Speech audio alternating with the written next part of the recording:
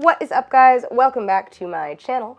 Today's video is going to be a chill edit with me style video. It's going to be a bit more informal than my usual content and a bit shorter. And there's two reasons why I'm making this video.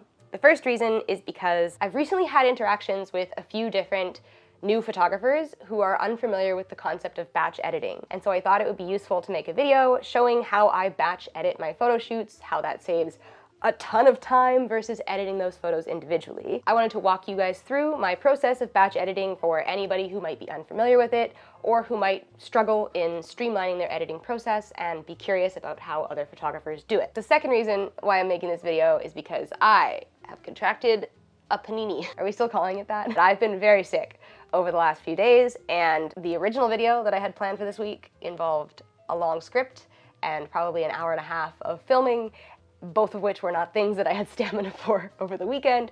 So we're gonna put those off for next week. This week, we're just gonna sit and chill and talk about editing. So without further ado, the photos that I'm gonna be editing today are of a very quick fashion editorial that I did right after the GFC show in New York City. First of all, I'm gonna select all of my favorite photos. I've already done the culling in advance, and there's 91 photos left. The program that I use for culling is iPhoto. It's just the default photo program on Mac. I'm gonna go export unmodified originals, and that's gonna export the raw images instead of creating new JPEG files, which is what happens if you just click export. And my computer can't handle running both Photos and Photoshop at the same time, so we're gonna close Photos. Okay, I'm opening Photoshop Beta. We're gonna open up all of those 91 photos in Photoshop Beta. And if you're new to batch editing, the idea of opening up 91 files in Photoshop might seem scary, but don't worry, it's not going to open up 91 individual Photoshop files.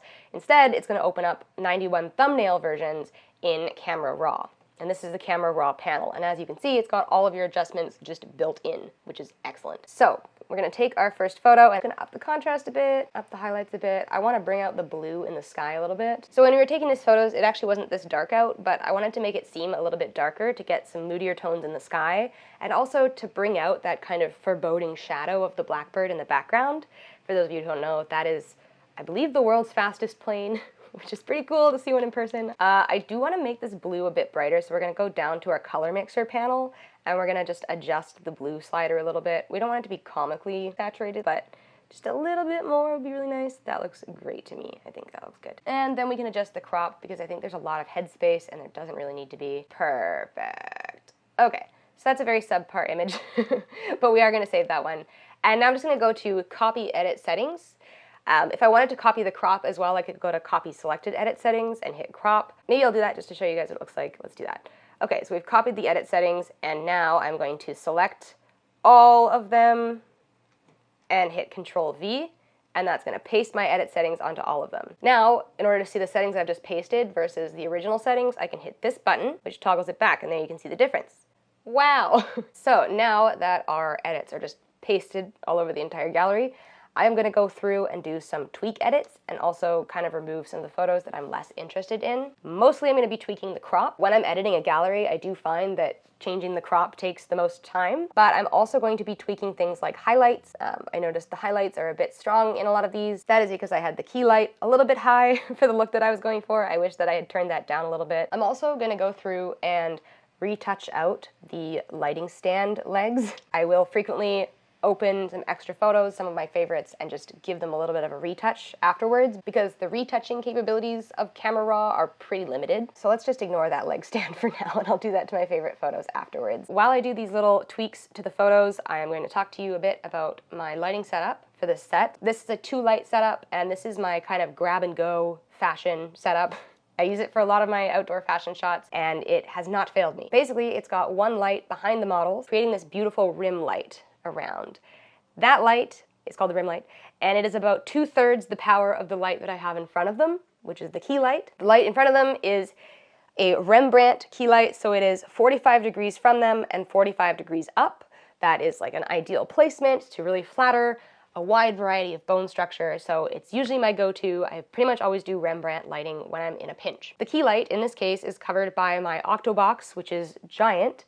It's about 4 feet across, maybe even 5 feet across, and it casts a beautiful diffuse light on the subject. And the lights that I'm using are both the Godox AD200 Pro. They're good lights, they fire pretty quickly, they do overheat fairly frequently, which is frustrating, but I would recommend them just for having in your kit. They are very easy to set up and very portable. Don't require any cables or cords or anything confusing. They're just boxes. It's very nice. I do get asked pretty often if I light all of my outdoor sets, and the answer is yes. Pretty much all of my outdoor sets are lit with some variation of this setup. I find this is just a really easy formula. I started as a natural light photographer, and I found that my work improved dramatically as soon as I invested in some outdoor lights. I have been thinking a lot about composition recently because I saw a video on TikTok which was basically this girl complaining about how so many Vogue editorials use straight-on composition, so it's just the model centered in the middle of the frame, and how that's really boring. And I saw that video and I was like, I use straight-on composition all the time. What is she talking about? What's she complaining about?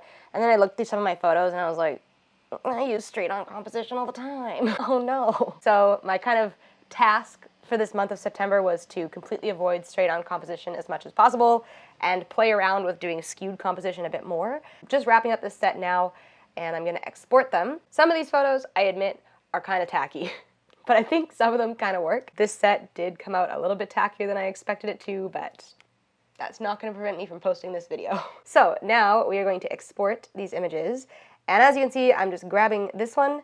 I'm going to scroll all the way over to the very first one. I'm going to select them all by hitting Shift, and then I'm going to click this export button up here. Now it'll open this export menu.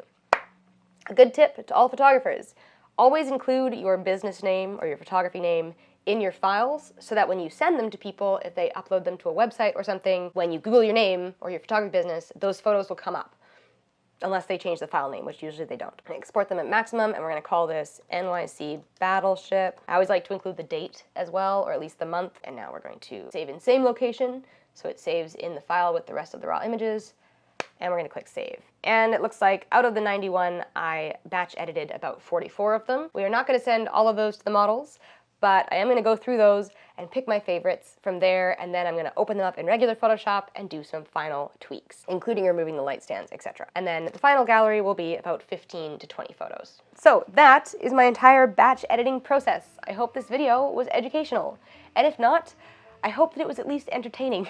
Because, oh my god, was it a lot harder to film than I thought it would be. I really overestimated my ability to film, so this took me a lot longer than I thought it would. But if you like this video, you can leave a like. You can leave a comment letting me know what you think. If you do things differently, if you have some different recommendations for how I should have edited these photos, let me know.